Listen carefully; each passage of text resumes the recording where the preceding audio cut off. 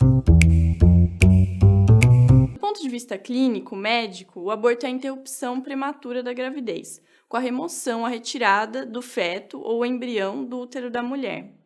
Ele pode ocorrer por causas naturais, que é o chamado aborto espontâneo, ou de maneira induzida, provocado por alguém, que pode ser a própria gestante ou uma outra pessoa.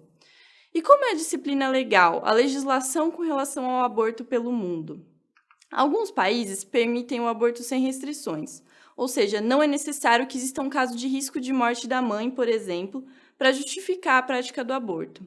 A mulher pode abortar por qualquer motivo, seja pela sua vontade ou por problemas de saúde. É o caso da maioria dos países desenvolvidos, por exemplo, Espanha, França, Alemanha, Canadá, Portugal, Inglaterra, Estados Unidos também, mas lá alguns estados possuem legislações mais restritivas em relação à prática. E aí, a legislação de cada país vai variar sobre até que fase da gravidez vai ser permitido esse aborto sem restrições. Outros países legalizam o aborto apenas em algumas situações ou o proíbem com exceções. Como eu já disse, existe uma predominância da liberação do aborto sem restrições em países desenvolvidos e nos países subdesenvolvidos, a grande maioria restringe ou criminaliza a prática. E no Brasil? No Brasil, o aborto é crime, tanto aquele provocado pela gestante, quanto aquele provocado por outra pessoa, um terceiro, seja ele médico ou não. Existem apenas 2 exceções. São 5 os artigos que tipificam, regulam o crime de aborto. Vamos ver, então, cada um deles. Primeiro, o artigo 124 do Código Penal. É aquele que tipifica o aborto provocado pela gestante ou com o seu consentimento. Artigo 124, provocar aborto em si mesma ou consentir que outrem lhe o provoque. Pena, detenção de 1 a 3 anos. Portanto, não é necessário que a gestante pratique o aborto em si mesma para ser penalmente responsabilizada. O mero consentimento para que outra pessoa realize o aborto já é crime. Os artigos 125 e 126 tratam do aborto provocado por terceiro. Artigo 125, provocar aborto sem o consentimento da gestante. Pena, reclusão de 3 a 10 anos. E artigo 126, provocar aborto com o consentimento da gestante. Pena, reclusão de 1 a 4 anos. Parágrafo único. Aplica-se a pena do artigo anterior se a gestante não é maior de 14 anos, ou é alienada ou débil mental, ou se o consentimento é obtido mediante fraude, grave ameaça ou violência. Portanto, mesmo que exista o consentimento da gestante para a prática do aborto, continua sendo crime, apesar de ter uma pena menor que aquele realizado sem o seu consentimento. E no parágrafo único do artigo 126, nós temos aí as hipóteses de incapacidade da gestante, que invalidam o seu consentimento e, por isso, a aplicação da pena mais grave, que é a do artigo 125. A forma qualificada é tipificada pelo artigo 127 do Código Penal, quando, como consequência do aborto provocado, a gestante sofrer lesão corporal grave ou falecer. Então, artigo 127, as penas combinadas nos 2 artigos anteriores são aumentadas de 1/3 se, em consequência do aborto ou dos meios empregados para provocá-lo, a gestante sofre lesão corporal de natureza grave, e são duplicadas se, por qualquer dessas causas, lhe sobrevém a morte. As hipóteses de exclusão da punibilidade do aborto estão no artigo 128 do Código Penal. Artigo 128, não se pune o aborto praticado por médico quando for o caso de aborto necessário, ou seja, se não há outro meio de salvar a vida da gestante, ou o aborto no caso de gravidez resultante de estupro. Se a gravidez resulta de estupro e o aborto é precedido de consentimento da gestante ou, quando incapaz, de seu representante legal. É importante notar que nessas hipóteses de exclusão da punibilidade, o agente do aborto é o médico. Bom, é também importante relembrar a ADPF 54, que é a Arguição de Descumprimento de Preceito Fundamental número 54, em que o Supremo Tribunal Federal declarou que é inconstitucional a criminalização do aborto de feto anencefálico. Ou seja, o aborto de feto anencefálico não é crime, pois o crime de aborto ele é um crime contra a vida, pressupõe que o feto esteja vivo. E como o feto anencefálico, que é aquele feto que nasce sem cérebro ou sem uma parte dele, portanto, não tem qualquer possibilidade de vida fora do útero da mãe, não estariam satisfeitos os requisitos para a tipificação do crime de aborto. Existe um grande debate no Brasil sobre uma futura legalização do aborto ou a manutenção da criminalização vigente. Esse debate envolve discussões sobre o momento do início da vida do feto na gravidez, concepções religiosas e filosóficas sobre esse momento de início da vida, a autonomia da mulher, da gestante em relação ao seu corpo, a consideração do aborto legal como uma questão de saúde pública, entre outros fatores relevantes. Mas como o aborto se mostra do ponto de vista social? Como ele aparece no mundo e no Brasil? Qual o número de abortos praticados pelo mundo? Onde ocorrem mais abortos ou menos? Eu trouxe para vocês alguns dados retirados de pesquisas da Organização Mundial da Saúde, do IBGE, do Instituto de Medicina Social. Os links para as pesquisas vão estar todos na descrição dos vídeos, então quem quiser pode dar uma conferida depois. Então vamos lá, aqui vão algumas estatísticas sobre o aborto. Durante o período de 2010 a 2014, estima-se que foram realizados 56 milhões de abortos por ano ao redor do mundo. A taxa de abortos vem diminuindo nos países desenvolvidos, dentre os quais a maioria dos países permite o aborto, e aumentando nos países latino-americanos e Caribe, onde a grande parte dos países proíbe o aborto, sendo essas duas regiões também as que apresentam as maiores taxas de aborto no mundo. O número mundial de abortos aumentou, mas isso se deve principalmente em razão do grande crescimento da população mundial. Bom, e no Brasil? Em 2014, estima-se que o SUS realizou mais de 1.600 abortos legais. Em 2013, estima-se que foram realizados cerca de 1.068.000 abortos no Brasil, sendo o Nordeste a região que mais possui casos de realização do aborto, uma taxa de 419 abortos a cada 1.000 mulheres em 2013. Mais de 90% dos abortos legais ocorrem por gestações resultantes de estupro, mas na grande maioria dos casos, os hospitais possuem estrutura muito precária para atender essas mulheres. Mesmo com a criminalização do aborto, muitas mulheres optam pela prática.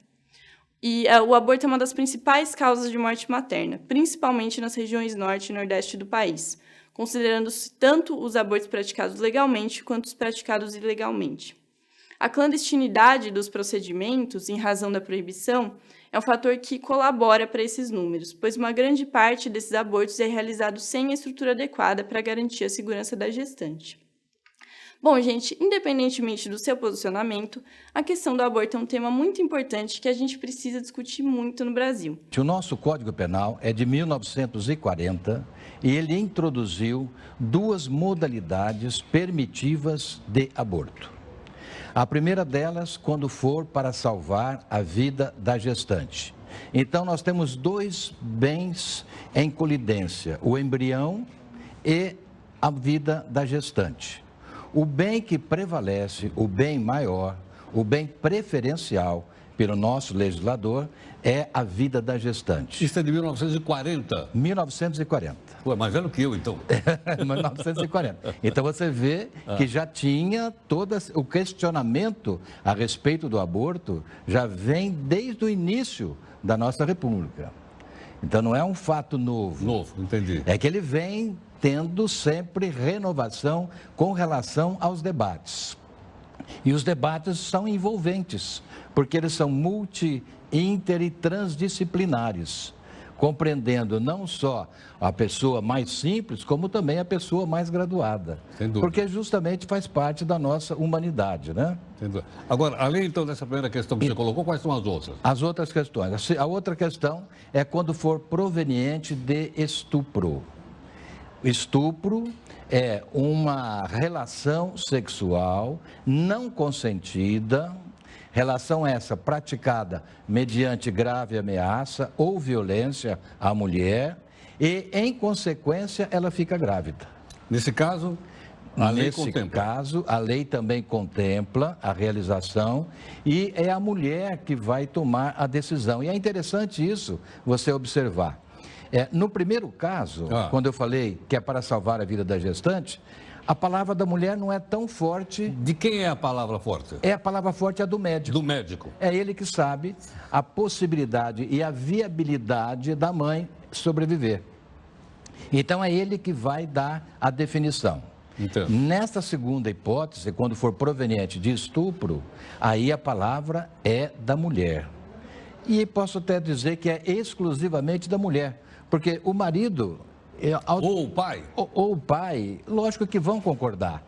né? E ela quer preservar, se for casada, ela quer preservar o companheiro dela, preservar o marido e preservar também a própria prole, porque seria até uma situação embaraçosa nascer uma criança que não é filho do marido dela ou do companheiro dela, Claro. né? Então, nessa hipótese Agora, também... suponha que ela fosse solteira e sofreu um estupro. Tá. Ela sendo solteira, maior, sofreu estupro, ela pode, ela mesma, vai decidir se ela quer fazer o aborto. Então, se ela quiser praticar o aborto, existem os hospitais credenciados para a prática rede pública? da rede pública para a prática do abortamento. Eu disse, para eu entender mesmo, porque eu sou leigo no assunto. E se ela for menor de idade? Se ela for menor de idade, vai depender do representante legal dela. Então, ela não tem a manifestação ainda suficiente, compreendendo que ela esteja abaixo dos 18 anos. Maior de idade, ela já é totalmente independente e também, se for incapaz, será o representante dela que vai decidir. Entendo. Eu me explico Né? outra coisa. E a questão da má formação no feto também é contemplada na lei ou não? Isso, então você vê que nós estamos em 1940, não tinha ainda essa hipótese. Essa né? hipótese. Ela é recente? Ela é recente, é uma decisão recente do Supremo Tribunal Federal que permitiu a realização do aborto em fetos anencéfalos. Esses fetos anencéfalos são aqueles desprovidos da cavidade craniana, quer dizer, ele tem vida intraútero. Nasceu extraútero, ele já não tem mais a viabilidade. Ele morre em pouco tempo, de acordo com a melhor literatura médica. Claro. E o Supremo decidiu da seguinte forma: o critério que ele buscou para analisar essa questão foi justamente o critério de morte encefálica que existe na lei de transplante do Brasil. A morte encefálica, 2 médicos vão decretá-la para fins de transplante. Morte encefálica. Isto. Ainda que o coração tenha batendo. Isto, o coração está batendo, a pulsação pode estar normal, porém a vida já se esvaiu, ela já se foi. Você está, na realidade, diante de um cadáver. E é só a título de ilustração para você ver como que é interessante. Há poucos dias atrás, no estado do Paraná, teve uma moça com 22 anos de idade que sofreu um problema, uma doença muito grave, encefálica, foi para o hospital e ela estava grávida de gêmeos. Os médicos fizeram tudo, mas não conseguiram salvá-la. Porém, em razão dos embriões, eles decretaram a morte encefálica desta paciente e deram uma sobrevida a ela, uma vida orgânica, uma vida biológica, justamente para poder dar viabilidade e condições para que esses embriões se desenvolvessem e nascessem. E foi, podemos até dizer, o próprio médico, um dos médicos responsáveis, ele falou que foi um milagre.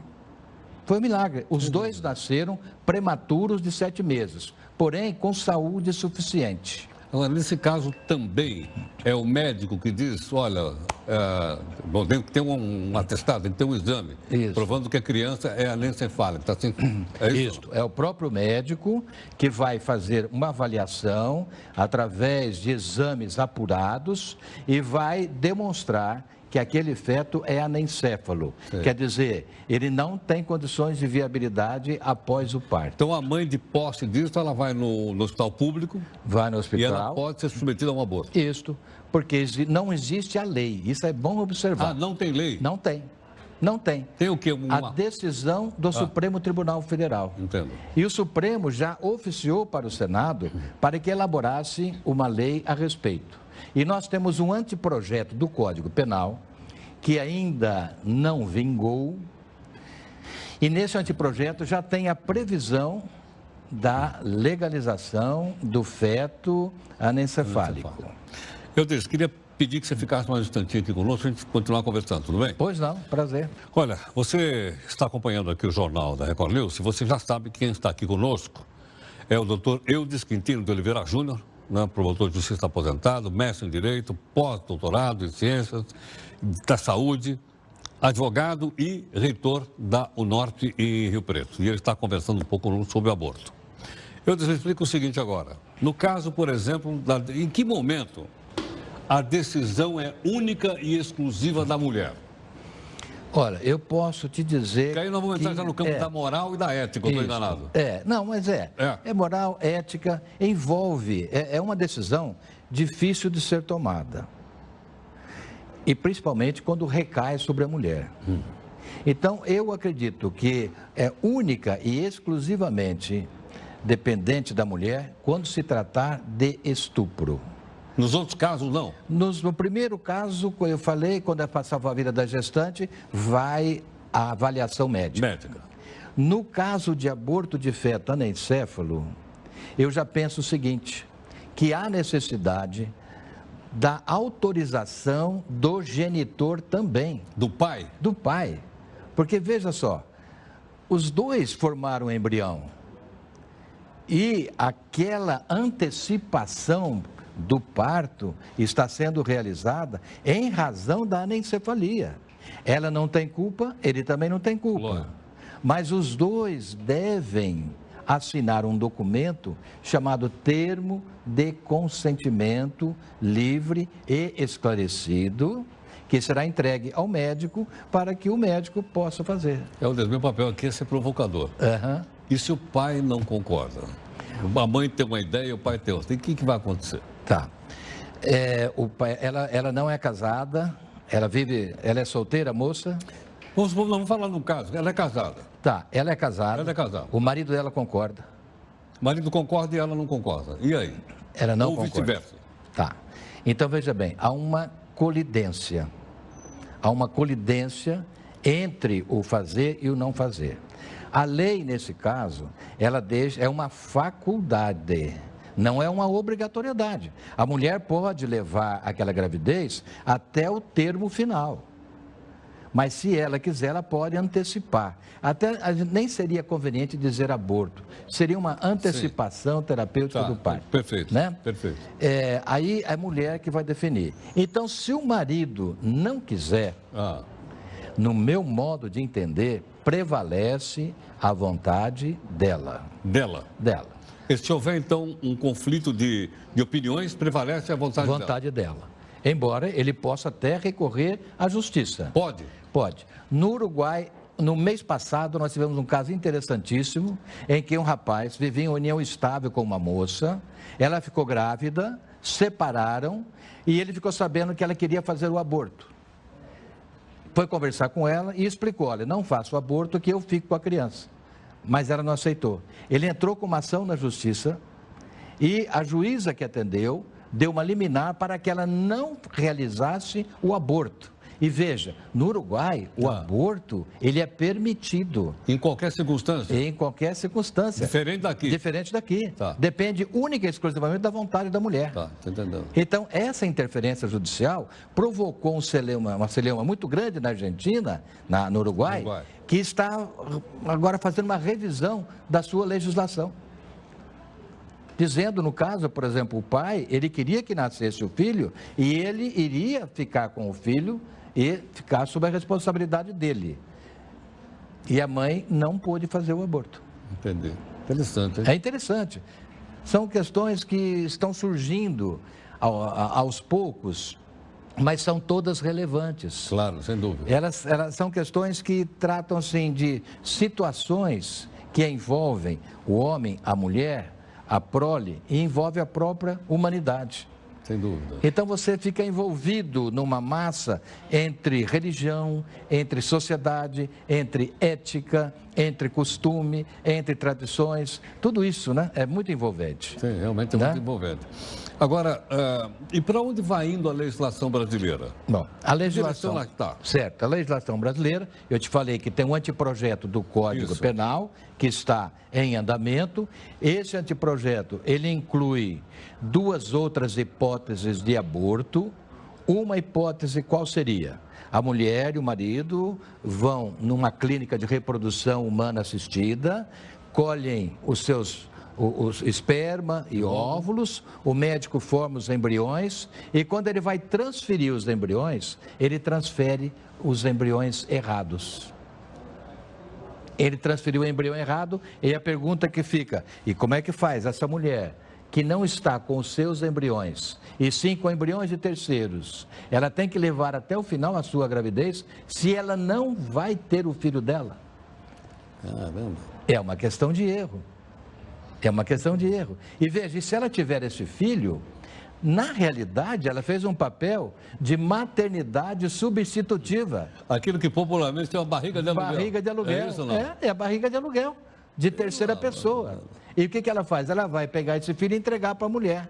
E onde que está o filho dela? Por equívoco da clínica. Claro. E é lógico que cabe uma ação de indenização, né? Lógico. Contra a Essa, clínica. então, isso está sendo avaliado no anteprojeto. Qual é o outro que No você falou? anteprojeto do Código Penal.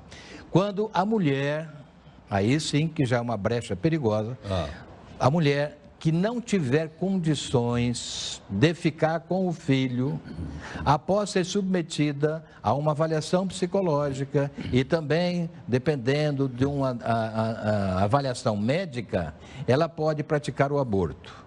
Mas esta situação é a mais frágil e eu tenho quase que certeza que não vai vingar nos moldes em que ela foi proposta. Sim. Vai haver uma reação da sociedade. Vai haver uma reação, porque vai ficar o arbítrio da mulher e nessas condições. Ou ela é pobre, ou ela é viciada, dependente, algum problema. Mas, de qualquer forma, a decisão está na mão dela. Está na mão dela, dependendo do aval do psicólogo e Agora, do médico. é o que os grupos feministas que eu tenho aí defendem, né? Defende. Os grupos femininos defendem o aborto. Defendem o aborto. Agora, você me perguntou como é que está a legislação atualmente. No final do ano passado, outubro ou novembro, a primeira turma do Supremo Tribunal Federal deu uma decisão de um processo do Rio de Janeiro, dizendo o seguinte, que era um processo de uma clínica que realizava abortos clandestinos e algumas pessoas foram presas e eles foram analisar o habeas corpus impetrado em favor desses presos. E o Supremo decidiu a favor da libertação e disse o seguinte, e se antecipou numa questão que não tinha sido ventilada, que é permitido o aborto no Brasil até a 12ª semana. Aí isso já criou um impacto. Quer dizer, uma outra polêmica. E na semana retrasada, 15 dias, foi elaborado um projeto de lei, salvo engano pelo PSOL, partido, dizendo da viabilidade do aborto no Brasil, dependendo única e exclusivamente da manifestação da mulher até a 12ª semana, nos moldes daquela legislação que eu apontei do Uruguai. Entendi. Qual é a base que aqueles que defendem dizem que é saúde pública? Um deles é esse, o número de mortes maternas. Porque se nós formos dizer saúde pública, o aborto nunca seria assunto de saúde pública porque você não está tratando, não está curando, você está matando. Você está dizendo que uma criança não vai viver. Então, não cabe, pela própria definição do aborto, ele entrar como saúde pública. Mas vamos ver os argumentos que usam. Então, uma das coisas que eles usam é que muitas mulheres morrem. Veja bem, total de mortes, nós temos uma estatística reconhecida pela Organização Mundial de Saúde, que o Ministério de Saúde publica todo ano e que a Organização Mundial de Saúde aprova, considera muito boa e existe há 21 anos.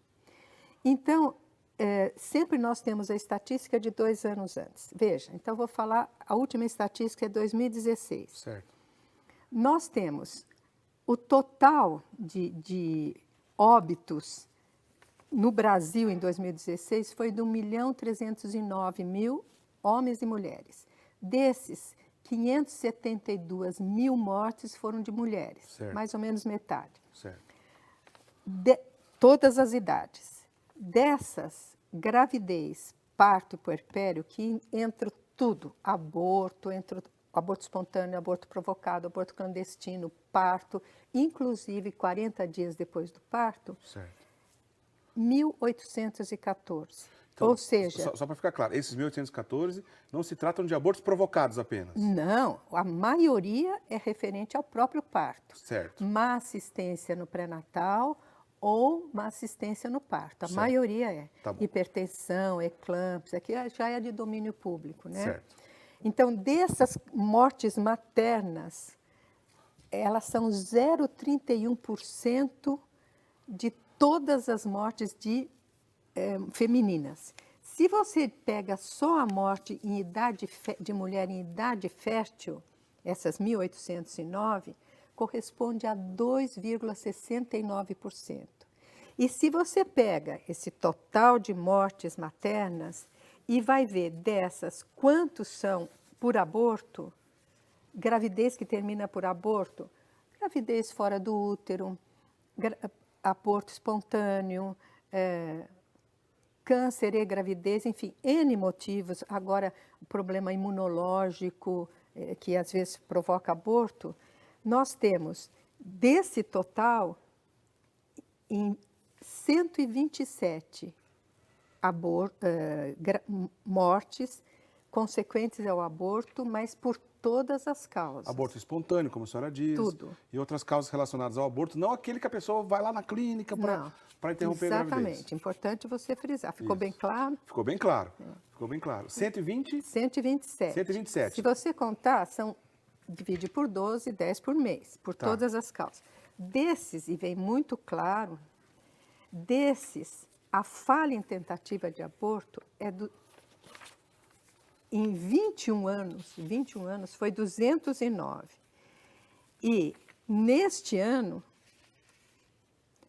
De 2016, que é o último. 2016, você tem... Nesses 21 anos, você tem entre 60 a 90 por ano. No total de 21 anos, você tem 209.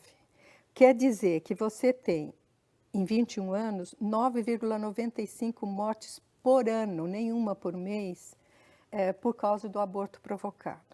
Quando você debate isso, alguns dizem que não são todos que falam, às vezes o médico não coloca que foi aborto provocado. Então, vamos dizer que, imaginariamente, nós somaríamos aquilo que é chamado aborto não específico e outros tipos de aborto, não passam de 72 mortes por ano, mas é imaginário isso, porque não é verdade. Então, veja, com esse número de mortes, que nós sentimos muito, porque são mortes evitáveis, a morte do aborto provocado, você poderia evitar a morte, porque são 2 mortes até, né, do nenê e da mãe, e que, inclusive, é importante saber que entre essas tem algumas feitas, abortos provocados feitos em hospital, e que a mãe morreu também. Quer dizer, o aborto nunca é seguro, nunca, mesmo feito em hospital e tal, né? Então, é importante com esse dado dizer assim, embora a gente assim sinta muito que essas mulheres morreram, porque não precisariam estar dentro de mortes evitáveis, nós temos muito mais mortes de gestantes pelo mau atendimento médico, pela inexistência de pré-natal, inexistência de exames, muito maior o número, só em gestação. E se nós formos contar mortes de mulheres em idade fértil, a maior parte é câncer e problemas circulatórios, e que nós não temos na saúde pública o dinheiro para tratá-los. Então, é gravíssimo. Para você ter uma ideia, entre problemas circulatórios e problemas de câncer, nós temos mais da metade do total de mortes de mulher em idade fértil. Aí sim é um caso de saúde pública. Lógico que é um caso de saúde pública. Então, o primeiro argumento que o pessoal usa é dizendo o número de mortes. E depois outra coisa, para a gente evitar essas, que sejam 10 mortes por ano, tem outras formas, não fazendo aborto. Nós todos sabemos, e acho que com certeza muitos telespectadores sabem, que a maioria de nós não foi planejado para nascer. A maioria das pessoas existentes não foi planejado para nascer. E a maioria de nós sabe o susto que é diante de uma gravidez inesperada. Se existe o chamado aborto legal, a primeira reação pode ser de fazer o aborto. Então, o segundo motivo que os argumentos a favor de dizendo que é saúde pública o pessoal usa é que, com o tempo, o aborto diminui, porque as pessoas seriam orientadas, e não é um fato. Pelos países que já liberaram o aborto, se você quiser mostrar essas... Tem um gráfico, né? Tem até 3 gráficos, 4 gráficos, se você quiser, mas esse de baixo é da Espanha, esses 2 são da Dá para mostrar Espanha. aqui para gente? O que significa? O que a gente entende com esses gráficos aqui, doutora? Entende que começa na liberação do aborto e 20 anos, 30 anos, não é num ano, porque quando você debate, alguns dizem assim, não, aumenta inicialmente por causa das gestações indesejadas naquele ano. Não, durante 20 anos vai aumentando progressivamente.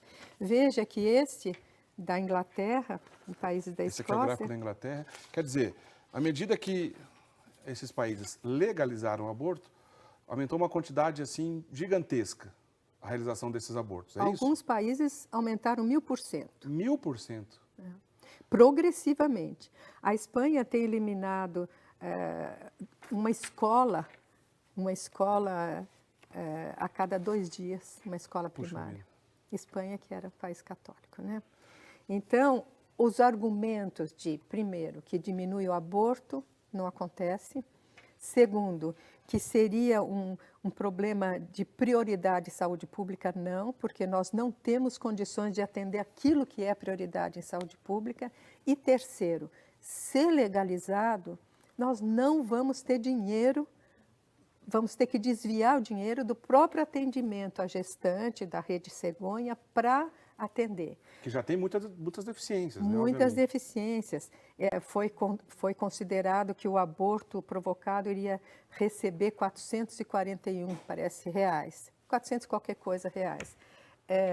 Da Rede Cegonha, isso já ultrapassa todo o valor da Rede Cegonha, que atende todas as gestantes e crianças.